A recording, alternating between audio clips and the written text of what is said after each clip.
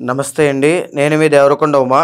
September 7వ తారీఖు 2025 ఆదివారము భాద్రపద శుక్ల పౌర్ణమి రోజున రాహుగ్రస్త సంపూర్ణ చంద్రగ్రహణము అనేటువంటిది రాబోతోంది.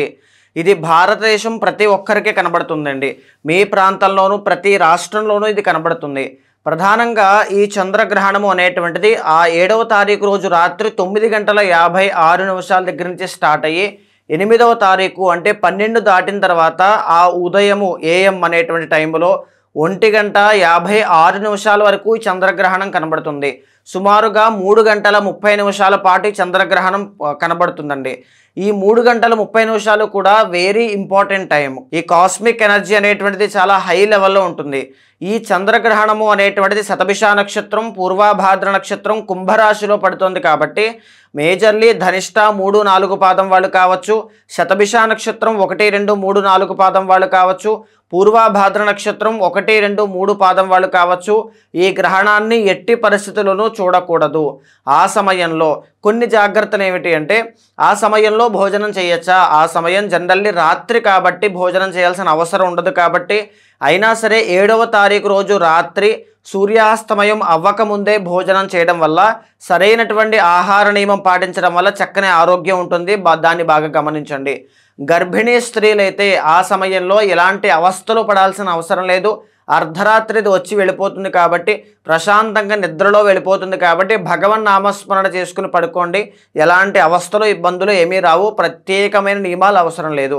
ఇంట్లో ఉండి నిత్యము ఆరాధన చేసుకునేటువంటి మహిళలు, దైవారాధన చేసుకునేటువంటి వాళ్ళు పూజా సామాగ్రి తర్వాత ఇల్లు శుభ్రం చేసుకోవడం ఎప్పుడు చేసుకోవాలి అనుకుంటే 8వ తారీఖు సూర్యోదయం అయిన తర్వాత ఇల్లు శుభ్రం చేసుకోవడం, పూజా సామాగ్రి మొత్తం అంతా కూడా దేవుడి యొక్క చిత్రపటాలు కావచ్చు, దేవుడి యొక్క విగ్రహాలు కావచ్చు, అన్నీ ఒక్కసారి శుభ్రం చేసుకుని అన్నీ చేసుకోవడం 8వ తారీఖు సూర్యోదయం అయిన తర్వాత చేసుకోవాలి.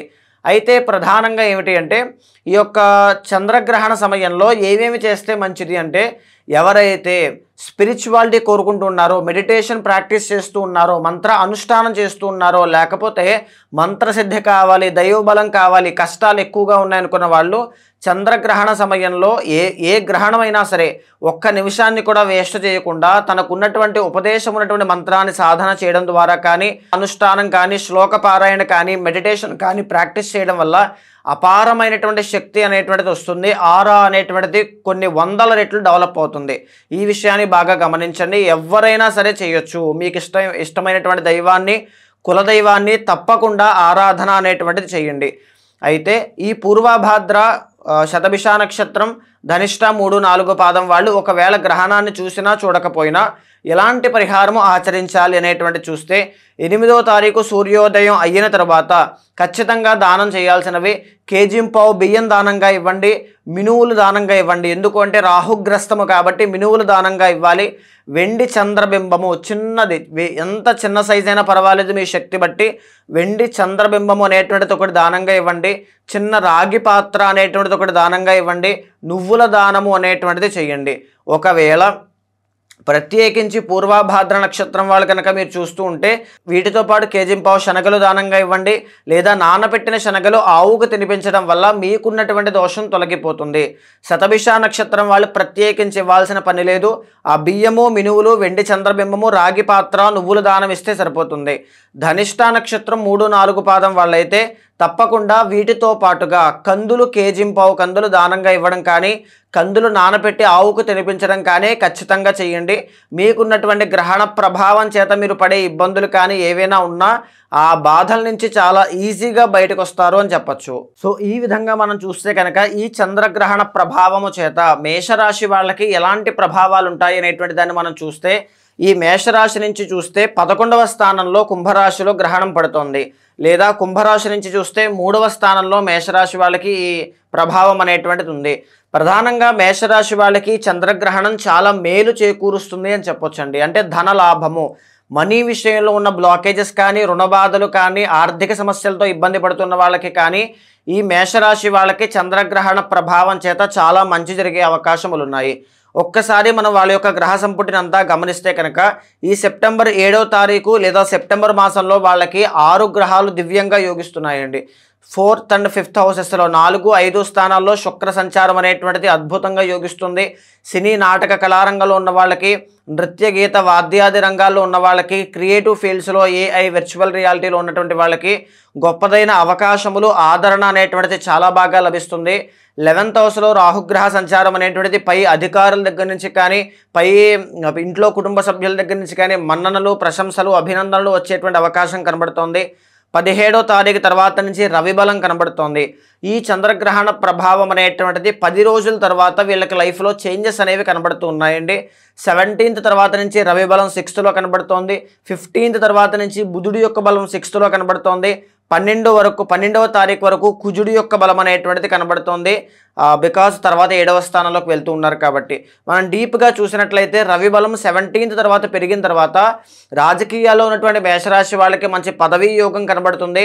గవర్నమెంట్ జాబ్ కోసం ట్రై చేసేటువంటి మేషరాశి వాళ్ళకి గవర్నమెంట్ జాబ్ రావడము, పదోన్నతి అంటే ప్రమోషన్ కోసం చూస్తుంటే ప్రమోషన్ రావడం, బంగారం వ్యాపారం కోసం ట్రై చేస్తుంటే బంగారం వ్యాపారంలో లాభాలు ఉండడం, శత్రు సమస్యలు కావచ్చు, ఆరోగ్య సమస్యలు కావచ్చు ఖచ్చితంగా తగ్గే అవకాశములు కనబడుతూ ఉన్నాయి. ఇంకా చెప్పాలి అంటే సెప్టెంబర్ 17 దగ్గర నుంచి అక్టోబర్ 17 దాకా రాజయోగం అని కూడా మనం చెప్పొచ్చు. 15వ తారీఖు తర్వాత బుధుడి యొక్క బలం పెరగబోతోందండి. అంటే వ్యాపారస్తులు, ఉమ్మడి వ్యాపారం కానీ, జాయింట్ వ్యాపారం కానీ, ఆర్ సింగిల్గా చేస్తూ ఉన్న వ్యాపారస్తులకి మంచి లాభాలు వచ్చే అవకాశం ఉంటుంది. ఇంకా చెప్పాలి అంటే స్టాక్ మార్కెట్ కానీ, షేర్ మార్కెట్ కానీ, ట్రేడింగ్ కానీ చేసేటువంటి వాళ్ళకి మంచి లాభాలు చూసేటువంటి అవకాశం కనబడుతోంది అని చెప్పొచ్చు. కుటుంబ సభ్యుల దగ్గర నుంచి మంచి అభివృద్ధి అనేటువంటిది కనబడుతుంది. నూతన వస్తు, వాహన, వస్త్ర యోగాలన్నీ కూడా కనబడుతూ ఉన్నాయి. ప్రధానంగా మాట ద్వారా బ్రతికేటువంటి వృత్తులందరికీ కూడా రాజయోగం పడుతుంది అని చెప్పొచ్చు. ఇకపోతే 12వ తారీఖు వరకు కుజుడి యొక్క బలం ఉంది. 12 తర్వాత నుంచి 7th హౌస్లోకి కుజుడు వెళ్ళడం వల్ల అంత గొప్పగా లేదు. దీనివల్ల ఏంటి అంటే కుజుడు ఎప్పుడైతే వీక్ అవుతారో 12th తర్వాత రుణ బాధలు, అప్పుల విషయంలో కావచ్చు, కాస్త ఫైనాన్షియల్లీ కాస్త అప్స్ అండ్ డౌన్స్ అనేవి ఎక్కువగా చూడడం కావచ్చు, కలహములు, తగువులు ఎక్కువగా అవ్వడం కావచ్చు, న్యాయపరమైన చిక్కుల్లో ఇరుక్కోవడం కానీ, భూ వివాదాలు, ల్యాండ్ అసెట్స్ సంబంధించిన ప్రాబ్లమ్స్ ఏవైనా ఉంటే అవి ఇంకా సాల్వ్ అవ్వకుండా పెండింగ్ పడడం కానీ, అది business related are marital life related అనేటువంటివి ఎక్కువగా కనబడే అవకాశాలు ఉన్నాయి. ప్రధానంగా ఓవరాల్గా ఇక మనం చూస్తే 12వ స్థానంలో శని కానీ, పంచమంలో కేతు కానీ, 3వ స్థానంలో గురుగ్రహ సంచారం అనేటువంటివి, ఈ 3 మనం చెక్ చేస్తే కనుక ప్రేమ వ్యవహారాల్లో అప్స్ అండ్ డౌన్స్ అనేటువంటివి కనబడుతూ ఉన్నాయి. సంతానం విషయంలో నిరాశ, నిస్పృహలు ఎక్కువగా ఎదురవుతాయి. ఖర్చులు తగ్గించుకోవాలి, వృధాగా ఖర్చు అయ్యే అవకాశములు ఎక్కువగా కనబడుతున్నాయి. ఓవరాల్గా చంద్రగ్రహణము అనేటువంటిది 7వ తారీఖు పట్టడం వల్ల మేషరాశి వాళ్ళకి ధనలాభము అనేటువంటిది కనబడుతోంది. మీరు మీ ప్రయత్నము, మీ వృత్తి, వ్యాపారము, వాణిజ్యము, వ్యవసాయము, ఉద్యోగము ఏదున్నా సరే అందులో ప్రయత్న బలాన్ని ఇంకా పెంచండి. గొప్పదైన రాణింపు, గొప్పదైనటువంటి అభివృద్ధి జీవితంలో కనబడుతోంది.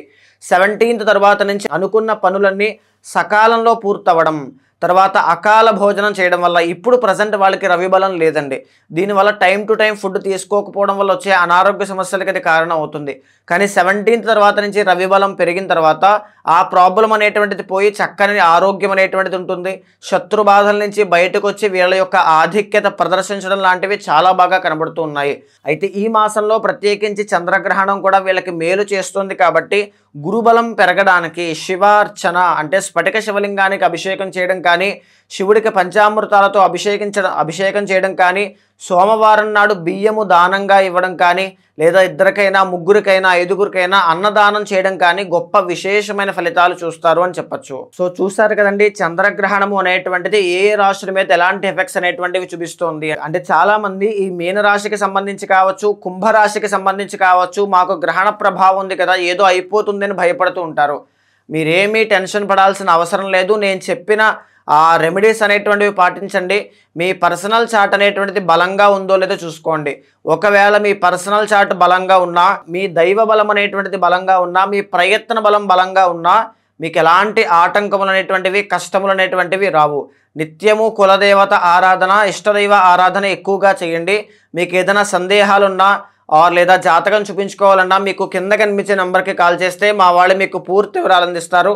తప్పకుండా మీ జాతకాన్ని చూసిన తర్వాత గోచారంతో సమన్వయం చేస్తూ ఏమైనా దోషాలుంటే శాంతి పరిహారములు మీతో ఆచరింపజేసి భగవత్ అనుగ్రహం కలిగేలా చేస్తాను.